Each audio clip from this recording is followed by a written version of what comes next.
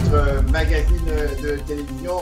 Comment ça va chez vous? Je sais que ça va très bien avec cette belle température, avec ce beau temps qui change un petit peu. J'aime bien parler de la température parce que c'est, paraît-il, la bonne façon en Occident d'entamer une conversation.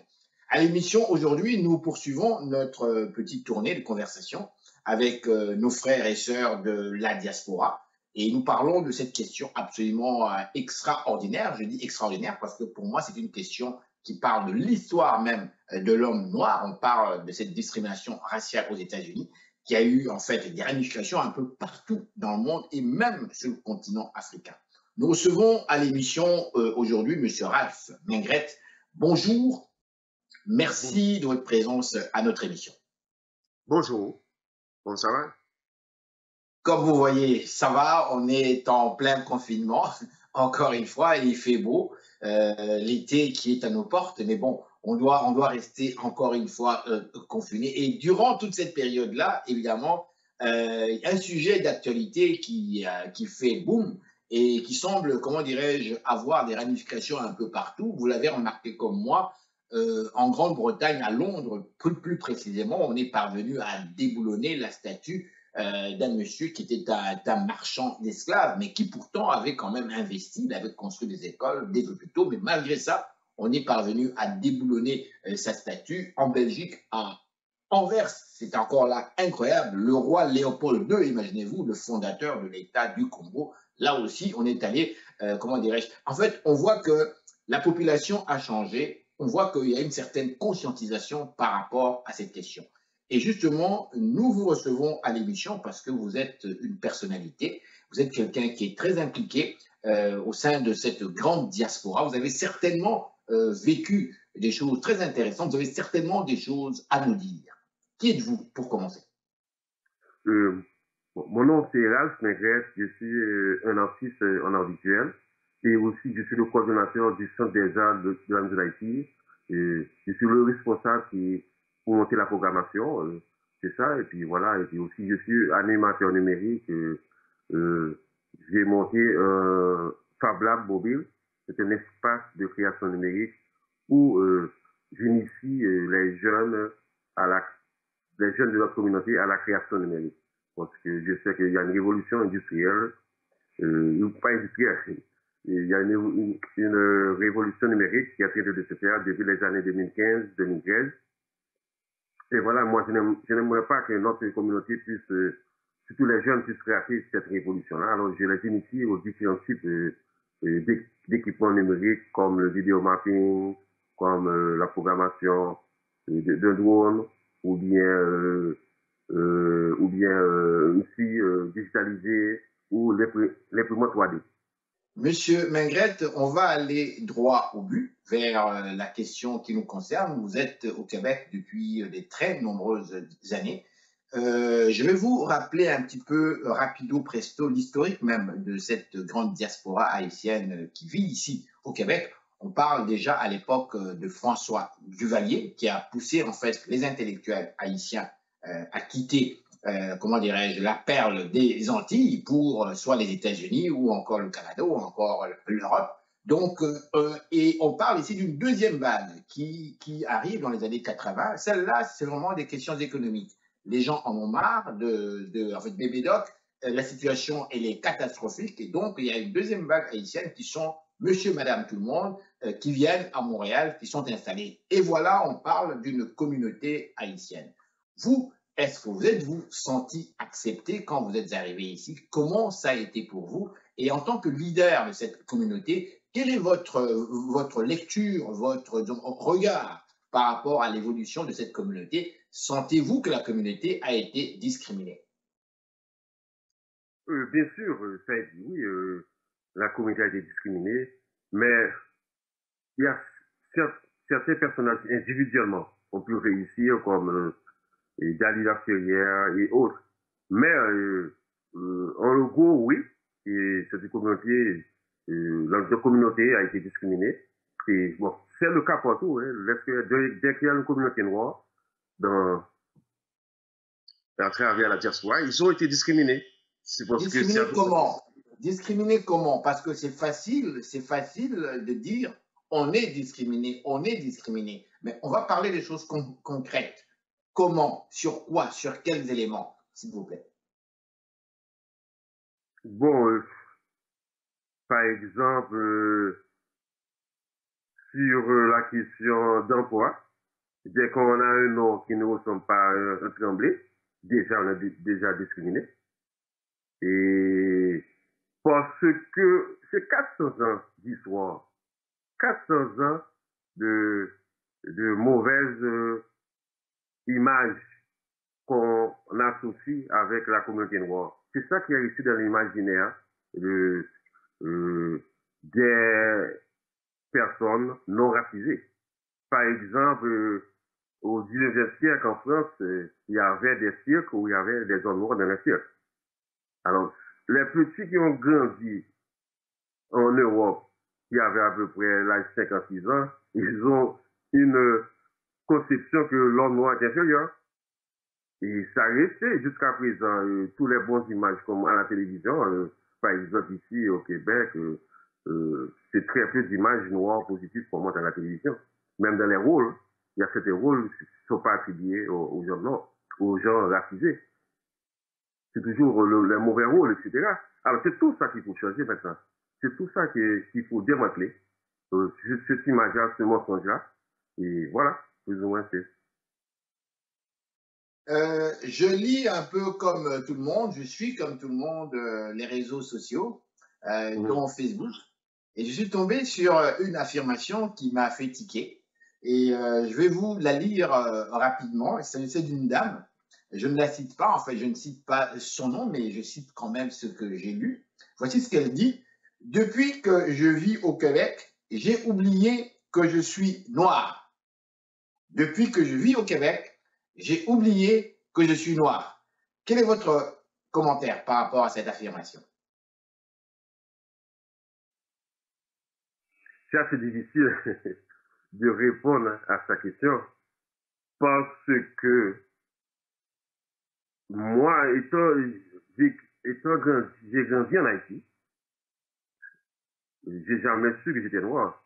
C'est réellement en voyageant à l'extérieur qu'on m'a dit que je suis noir, je suis racisé, minorité visible, etc. Alors, je peux interpréter dans le sens qu'elle veut dire, mais c'est un peu difficile de penser ce que quelqu'un pense avec une phrase, avec un statement. Peut-être que elle, elle est dépourvue de tout complexe pour pouvoir frapper les portes, pour réellement affirmer ce qu'elle est. Mais en se considérant, oui, oui, mais en se considérant. Lorsque vous dites dépourvu de tout complexe, je m'arrête cette phrase-là, dépourvu de tout complexe. On va décoder un peu. Qu'est-ce que vous voulez dire par là? C'est-à-dire que, bien sûr, c'est que des fois, le système n'est pas design pour les minorités.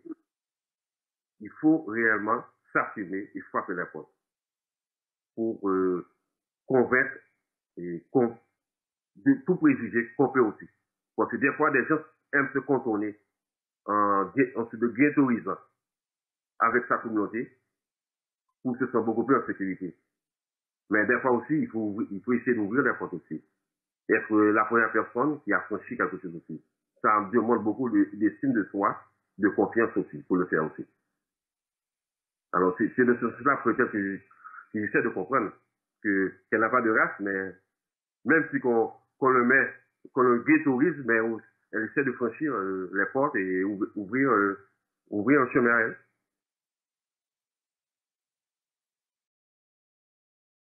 Dites-moi, lorsque je parle avec des jeunes dans la vingtaine, dans la trentaine, on a constaté à Montréal, en fait, du moins, les jeunes sont ensemble. Les Noirs, les Blancs, les Asiatiques, les Latinos, ils se tiennent ensemble. Mais on a aussi constaté qu'ils parlent tous la même langue, la même manière de parler. Vous et moi avons un accent. J'ai interviewé tout à l'heure un autre monsieur qui est latino, il vous parle français, mais avec son accent très, très prononcé. Les jeunes, eux, ils ont grandi ici. Ils écoutent l'accent d'ici. C'est un accent qui est majoritaire. Donc forcément, ils vont adapter en fait, la manière de parler d'ici comme tel. Et on regarde au niveau du travail, ben, ils évoluent naturellement avec le même accent d'ici. Je regarde à la télévision, je regarde dans les hôpitaux, je regarde chez les professionnels. Ils s'expriment comme eux. Et on finit même des fois par oublier leur couleur. Et j'ai une phrase très précise qui dit mais toi, t'es pas pareil comme les autres. Pourtant, t'es noir, on ne te voit plus. Quel est votre commentaire là-dessus? Bon, un jeune qui est né ici, qui a grandi ici, je pense aussi que la nouvelle génération aussi s'unissent entre eux. Par exemple, à Saint-Michel, je remarque beaucoup de jeunes, même des Québécois qui parlent le créole aussi. Hein. C'est-à-dire que maintenant, il y a un nouveau langage, ça c'est dans les rues, il y a un nouveau langage maintenant que les jeunes parlent un peu d'arabe, un peu de créole et le français. Alors, signifie il y a une nouvelle culture qui est en train de se former au Québec. Parce que même si que l'ancienne génération garde certaines valeurs, certaines réticences, mais les jeunes ont vécu différemment. Pourquoi? Parce que il y a certaines images, parce qu'ils peuvent aller fouiller des images à travers le monde. Il y a des rappeurs qui sont noirs, latino-américains, arabes. Alors, le hip-hop est devenu une culture mondiale. Mais c'est un langage, une façon de parler, une façon d'être, de s'habiller, et que les jeunes s'identifient. C'est là entre eux, il n'y a pas de race, il n'y a pas de couleur. Pourquoi? Parce que c'est une culture entre eux. Et même, comme j'avais dit, qu'ils parlent des dialectes entre eux, du créole, de l'arabe, du français, etc. Alors, il y a une nouvelle culture qui est en train de se former. Mais spécifiquement à Montréal. Dans la région, c'est autre chose. C'est autre chose parce que la diversité est beaucoup plus minoritaire. Voyez-vous? Alors, je pense qu'au fur et à mesure, ça va changer et que, voilà, c'est une nouvelle culture qui est en train de se former et puis ça va, c'est positif dans ce sens-là. Bien, Monsieur Mengret, c'est tout le temps malheureusement qui nous a été réservé. À moins que vous ayez autre chose à ajouter par rapport à cette question, je veux vous dire encore une fois un grand merci de nous avoir éclairé par rapport à cette question et une très bonne journée. Merci beaucoup. Merci à vous. Merci, au revoir. Alors, restez là. Nous sommes de retour tout de suite après ces réclames publicitaires. Je vous ai présenté par les autorités du pays, mais la vie continue. Et pour nous, à l'émission, justement, on est là pour en fait vous divertir aussi. Et nous avons avec nous, et apprendre aussi, et quand même, il y a quand même beaucoup de choses qui se disent dans cette émission. Nous avons avec nous une dame, une autre grande dame, une leader en fait. Moi, je la considère comme une leader de la communauté africaine à Montréal. Elle va se présenter elle-même, mais juste pour vous signaler qu'elle est conteuse. Bonjour. Bonjour, merci de m'avoir invité.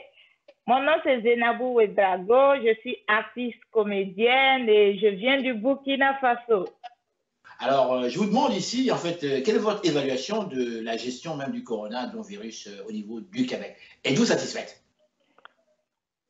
À comparer avec les autres pays en Europe et même aux États-Unis, je peux dire qu'ici au Québec, la crise a été mieux traitée avec, dès les premiers instants.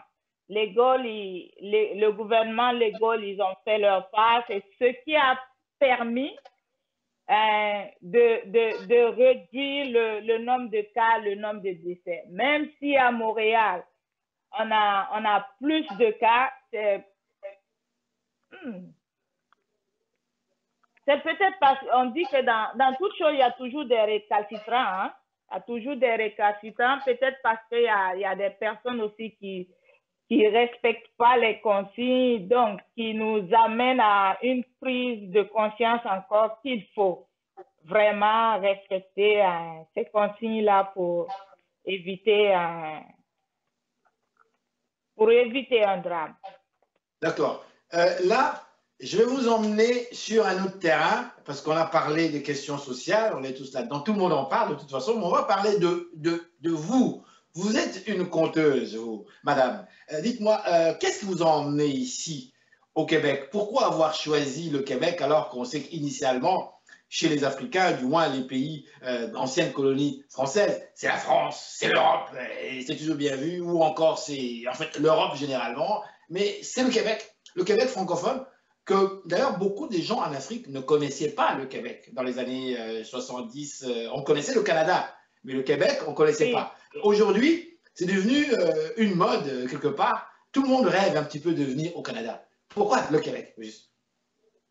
Le Québec, parce que vous l'avez déjà dit, le Québec, c'est francophone. C'est déjà francophone et donc pour moi, c'est plus facile de m'intégrer dans ce pays de l'Amérique du Nord. Parce que honnêtement, je ne suis pas bilingue. Mon anglais est juste fonctionnel, j'ai juste un B.A.-BA. Donc, et puis, je suis dans l'apprentissage toujours de l'anglais. Donc, au Québec, c'est une ville aussi ouverte, accueillante et francophone qui me permet de mieux m'intégrer. Êtes-vous intégré? Déjà, l'élément français est intégrateur.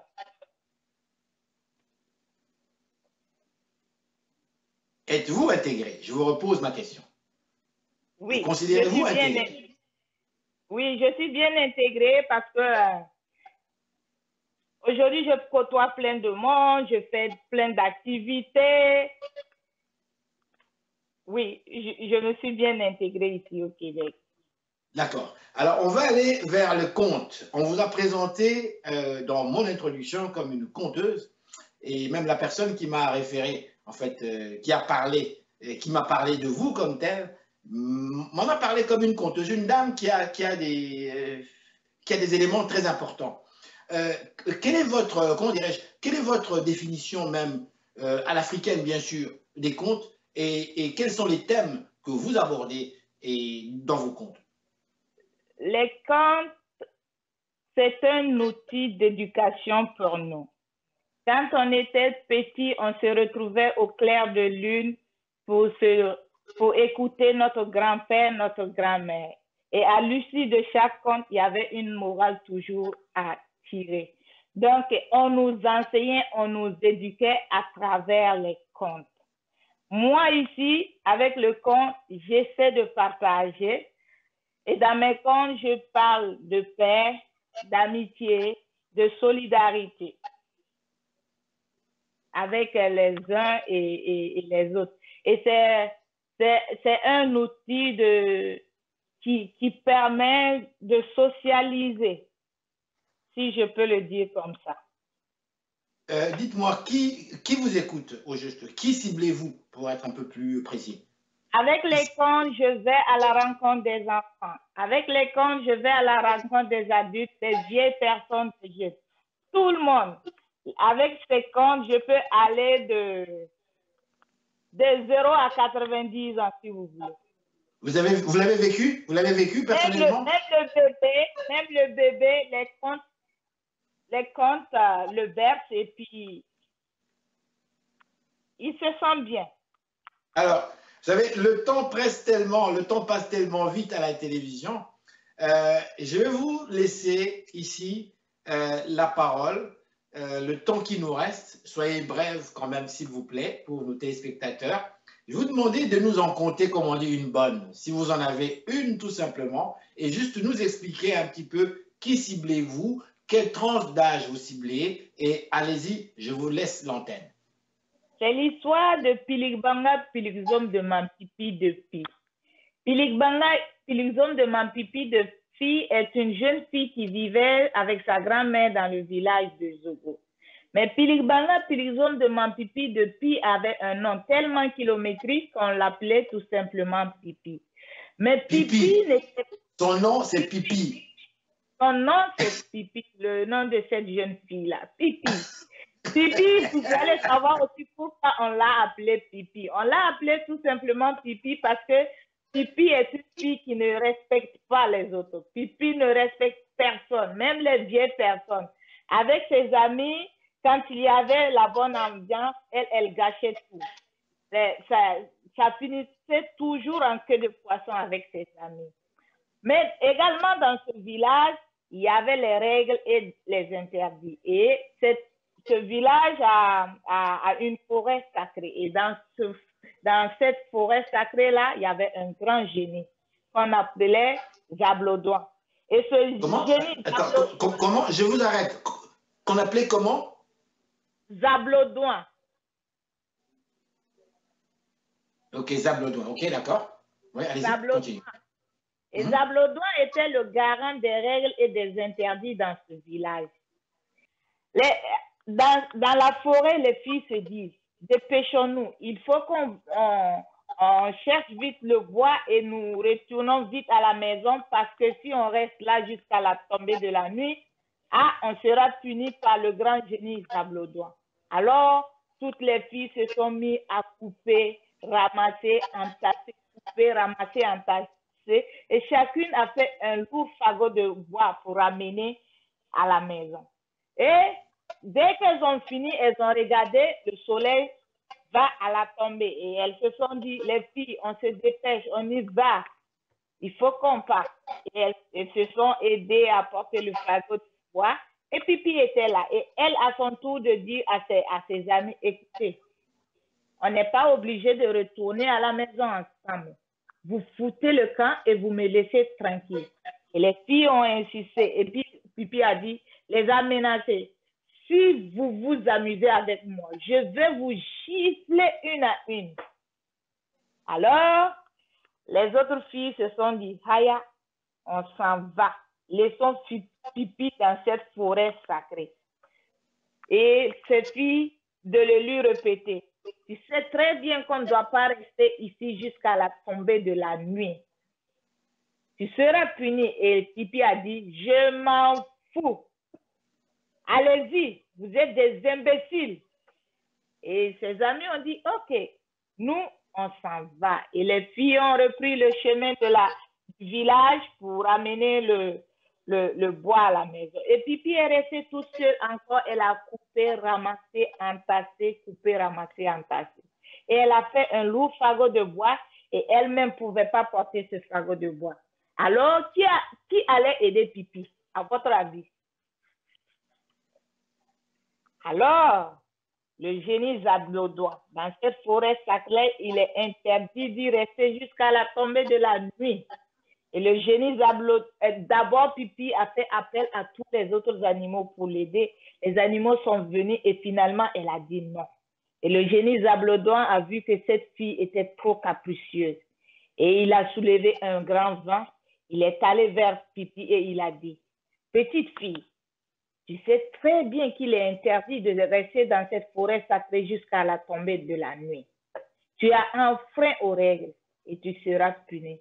D'ailleurs, tu es une fille insolente, impolie, qui ne respecte personne. Une fois retournée au village, tu dois respecter ta grand-mère, tu dois respecter toutes les personnes qui sont autour de toi, sinon tu seras punie.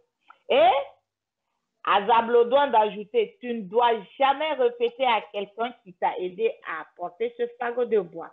Est-ce que c'est bien clair? Et Pipi a dit oui. Elle tremblait, elle avait peur. J'espère qu'elle n'a pas fait pipi, là. Elle a failli faire pipi, mais elle n'a pas fait pipi. Et puis, Zablodouan, par un petit geste, a aidé Pipi à porter ce fagot de bois. Et Pipi a porté le fagot de bois, a marché toute la nuit et est arrivé au village au petit matin. Pipi est arrivé avec le fagot de bois et tout le monde était content. Mais c'était un secret. Elle ne devait pas dire à quelqu'un qui l'avait aidé à porter le fagot de bois. Et c'était le clair de lune et Pipi est allé jouer avec ses amis, a provoqué ses amis et a dit là que voilà, Zablodouan m'avait aidé à porter ce fagot de bois. Et il a réveillé la colère du grand Zablodouan qui est arrivé au village cette nuit-là et a pris la parole à Pipi. Et depuis ce jour, cette nuit-là, Pipi a fait pipi. Finalement, avec un nom pareil. Et on dit toujours, il faut respecter les règles et les interdits, sinon on va subir les conséquences. Ça, c'est la morale de l'histoire. Oui. Quand on est enfant, il faut apprendre le respect des aînés, le respect de ses amis. Ce n'est que comme ça que tout ira bien autour de toi. Bien, merci infiniment. Merci pour cette histoire. En fait, je me rappellerai de l'histoire de Pipi. Oui.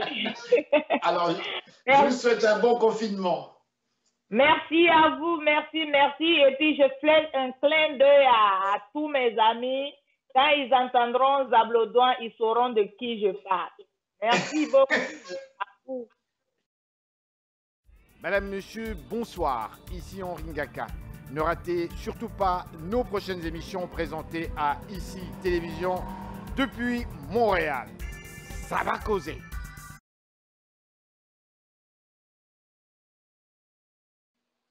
Et voilà, c'est déjà la fin de l'émission. J'espère que vous avez aimé. N'hésitez surtout pas de nous faire part de vos commentaires. En fait, le sujet d'aujourd'hui, c'était quand même tout à fait chaud. Donc, si vous avez des commentaires comme tel ou si vous souhaitez participer à cette émission et que vous avez en fait des choses très pertinentes à avancer, à affirmer, eh bien, ça va nous faire plaisir de vous recevoir à cette émission. Je vous le rappelle, qui met l'accent sur les réalités de la diaspora africaine ici même à Montréal. Et nous parlons aussi des questions qui touchent monsieur, madame, tout le monde. Je m'appelle Henri Ngaka. Je vous dis encore une fois grand merci, au revoir et gardez le sourire.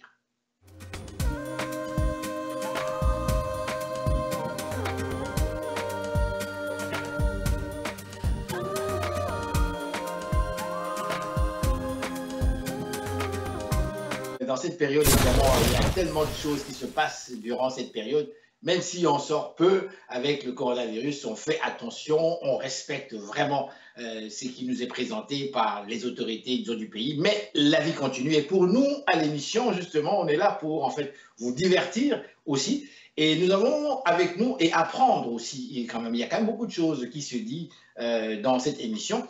Nous avons avec nous une dame, une autre grande dame, une leader en fait. Moi, je la considère comme une leader de la communauté africaine à Montréal. Elle va se présenter elle-même, mais juste pour vous signaler qu'elle est conteuse. Bonjour. Bonjour, merci de m'avoir invité. Mon nom c'est Zenabou Ouedraogo, je suis artiste comédienne et je viens du Burkina Faso. Alors, je vous demande ici, en fait, quelle est votre évaluation de la gestion même du coronavirus au niveau du Québec? Êtes-vous satisfaite? À comparer avec les autres pays en Europe et même aux États-Unis, je peux dire qu'ici au Québec, la crise a été mieux traitée avec, dès les premiers instants. Le gouvernement, les Gaules, ils ont fait leur part. C'est ce qui a permis de réduire le nombre de cas, le nombre de décès. Même si à Montréal, on a plus de cas, c'est peut-être parce qu'on dit que dans toute chose, il y a toujours des récalcitrants. Hein? Il y a toujours des récalcitrants, peut-être parce qu'il y a des personnes aussi qui respectent pas les consignes, donc qui nous amènent à une prise de conscience encore qu'il faut vraiment respecter ces consignes-là pour éviter un drame. D'accord. Là, je vais vous emmener sur un autre terrain, parce qu'on a parlé des questions sociales, on est tous là-dedans, tout le monde en parle de toute façon, mais on va parler de vous. Vous êtes une conteuse, vous, madame.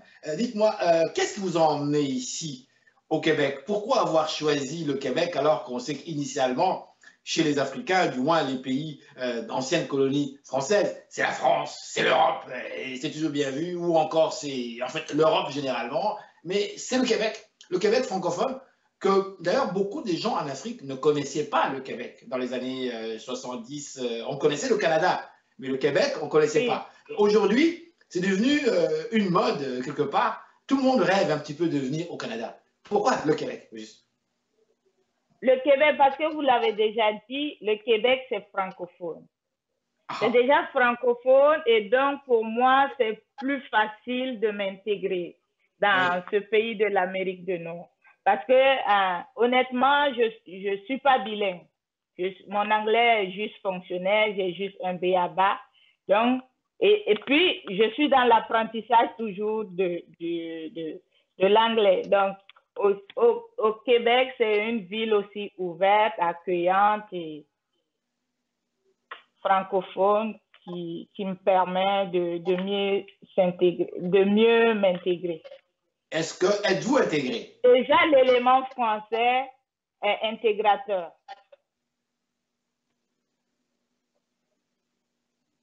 Êtes-vous intégré? Je vous repose ma question. Oui. Considérez-vous intégré? Oui, je suis bien intégrée parce que aujourd'hui, je côtoie plein de monde, je fais plein d'activités. Oui, je me suis bien intégrée ici au Québec. D'accord. Alors, on va aller vers le conte. On vous a présenté dans mon introduction comme une conteuse et même la personne qui m'a référé, en fait, qui m'a parlé de vous comme tel, m'en a parlé comme une conteuse, une dame qui a des éléments très importants.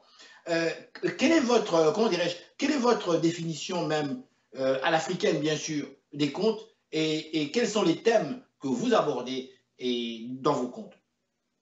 Les contes, c'est un outil d'éducation pour nous. Quand on était petit, on se retrouvait au clair de lune pour écouter notre grand-père, notre grand-mère. Et à l'issue de chaque conte, il y avait une morale toujours à tirer. Donc, on nous enseignait, on nous éduquait à travers les contes. Moi, ici, avec le conte, j'essaie de partager. Et dans mes contes, je parle de paix, d'amitié, de solidarité avec les uns et les autres. Et c'est un outil qui permet de socialiser, si je peux le dire comme ça. Dites-moi, qui vous écoute au juste? Qui ciblez-vous, pour être un peu plus précis? Avec les contes, je vais à la rencontre des enfants. Avec les contes, je vais à la rencontre des adultes, des vieilles personnes, des jeunes. Tout le monde. Avec ces contes, je peux aller de 0 à 90 ans, si vous voulez. Vous l'avez vécu? Vous l'avez vécu personnellement? Même le bébé, les contes le bercent et puis il se sent bien. Alors, vous savez, le temps passe tellement vite à la télévision. Je vais vous laisser ici la parole, le temps qui nous reste. Soyez bref quand même, s'il vous plaît, pour nos téléspectateurs. Je vais vous demander de nous en compter, comme on dit, une bonne. Si vous en avez une, tout simplement, et juste nous expliquer un petit peu qui ciblez-vous, quelle tranche d'âge vous ciblez, et allez-y, je vous laisse l'antenne. C'est l'histoire de Pilikbanga Pilikzom de Mampipi de Pi. Pilikbanga Pilikzom de Mampipi de Pi est une jeune fille qui vivait avec sa grand-mère dans le village de Zogo. Mais Pilikbanga Pilikzom de Mampipi de Pi avait un nom tellement kilométrique qu'on l'appelait tout simplement Pipi. Mais Pipi n'était... Son nom, c'est Pipi. Son nom, c'est Pipi, le nom de cette jeune fille-là, Pipi. Pipi, vous allez savoir aussi pourquoi on l'a appelé Pipi. On l'a appelé tout simplement Pipi parce que Pipi est une fille qui ne respecte pas les autres. Pipi ne respecte personne, même les vieilles personnes. Avec ses amis, quand il y avait la bonne ambiance, elle gâchait tout. Ça finissait toujours en queue de poisson avec ses amis. Mais également dans ce village, il y avait les règles et les interdits. Et ce village a une forêt sacrée. Et dans cette forêt sacrée-là, il y avait un grand génie qu'on appelait Zablodouan. Et ce génie... Attends, comment? Je vous arrête. Qu'on appelait comment? Zablodouan. Ok, Zablodouan. Ok, d'accord. Oui, allez-y, continue. Et Zablodouan était le garant des règles et des interdits dans ce village. Dans la forêt, les filles se disent, dépêchons-nous, il faut qu'on on cherche vite le bois et nous retournons vite à la maison parce que si on reste là jusqu'à la tombée de la nuit, on sera puni par le grand génie Zablodoin. Alors, toutes les filles se sont mises à couper, ramasser, entasser, couper, ramasser, entasser, et chacune a fait un lourd fagot de bois pour ramener à la maison. Et dès qu'elles ont fini, elles ont regardé, le soleil va à la tombée. Et elles se sont dit, les filles, on se dépêche, on y va. Il faut qu'on parte. Et elles se sont aidées à porter le fagot de bois. Et Pipi était là. Et elle, à son tour, de dire à ses amis, écoutez, on n'est pas obligé de retourner à la maison ensemble. Vous foutez le camp et vous me laissez tranquille. Et les filles ont insisté. Et puis Pipi a dit, les aménager. Si vous vous amusez avec moi, je vais vous gifler une à une. Alors, les autres filles se sont dit, Haya, on s'en va. Laissons Pipi dans cette forêt sacrée.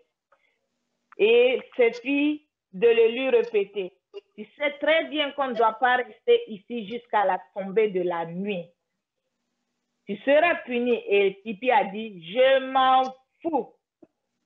Allez-y, vous êtes des imbéciles. Et ses amis ont dit, ok, nous, on s'en va. Et les filles ont repris le chemin du village pour amener le bois à la maison. Et Pipi est restée toute seule encore. Elle a coupé, ramassé, entassé, coupé, ramassé, entassé. Et elle a fait un lourd fagot de bois et elle-même ne pouvait pas porter ce fagot de bois. Alors, qui allait aider Pipi, à votre avis? Alors, le génie Zablodoin, dans cette forêt sacrée, il est interdit d'y rester jusqu'à la tombée de la nuit. Et le génie Zablodoin, d'abord Pipi a fait appel à tous les autres animaux pour l'aider. Les animaux sont venus et finalement, elle a dit non. Et le génie Zablodoin a vu que cette fille était trop capricieuse. Et il a soulevé un grand vent. Il est allé vers Pipi et il a dit, petite fille, tu sais très bien qu'il est interdit de rester dans cette forêt sacrée jusqu'à la tombée de la nuit. Tu as enfreint aux règles et tu seras punie. D'ailleurs, tu es une fille insolente, impolie, qui ne respecte personne. Une fois retournée au village, tu dois respecter ta grand-mère, tu dois respecter toutes les personnes qui sont autour de toi, sinon tu seras punie. Et à Zablodoin d'ajouter, tu ne dois jamais répéter à quelqu'un qui t'a aidé à porter ce fagot de bois. Est-ce que c'est bien clair? Et Pipi a dit oui. Elle tremblait, elle avait peur. J'espère qu'elle n'a pas fait pipi, là. Elle a failli faire pipi, mais elle n'a pas fait pipi. Et puis, Zablodoin, par un petit geste, a aidé Pipi à porter ce fagot de bois. Et Pipi a porté le fagot de bois, a marché toute la nuit et est arrivé au village au petit matin. Pipi est arrivé avec le fagot de bois et tout le monde était content. Mais c'était un secret. Elle ne devait pas dire à quelqu'un qui l'avait aidé à porter le fagot de bois. Et c'était le clair de lune et Pipi est allé jouer avec ses amis, a provoqué ses amis et a dit là que voilà, Zablodoin m'avait aidé à porter ce fagot de bois. Et il a réveillé la colère du grand Zablodoin qui est arrivé au village cette nuit-là et a pris la parole à Pipi. Et depuis ce jour, cette nuit-là, Pipi a fait pipi. Finalement, avec un nom pareil. Et on dit toujours, il faut respecter les règles et les interdits, sinon on va subir les conséquences. Ça, c'est la morale de l'histoire. Oui. Quand on est enfant, il faut apprendre le respect des aînés, le respect de ses amis. Ce n'est que comme ça que tout ira bien autour de toi. Bien, merci infiniment. Merci pour cette histoire. En fait, je me rappellerai de l'histoire de Pipi. Oui. Alors, je vous souhaite un bon confinement. Merci à vous, merci. Et puis, je fais un clin d'œil à tous mes amis Quand ils entendront Zablodouin, ils sauront de qui je parle. Merci beaucoup. Madame, Monsieur, bonsoir. Ici Henri Ngaka. Ne ratez surtout pas nos prochaines émissions présentées à ICI Télévision depuis Montréal. Ça va causer.